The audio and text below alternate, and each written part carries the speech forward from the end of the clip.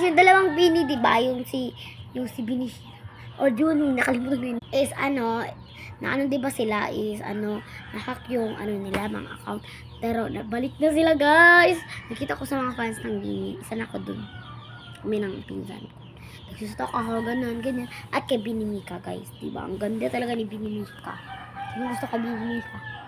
Pero yung kuya ko talaga, sabi niya, jowan daw si Binimika, pero prank na pala. Akala ko totoo na. Sobrang nadalang ako.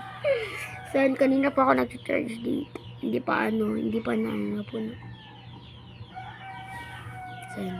Charge na tayo. Lang, bye. Salamat sa panonood ko.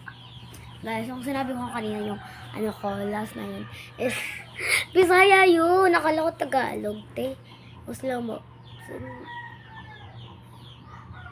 Bye-bye. Salamat sa pagtanaw. Bisaya naman yun.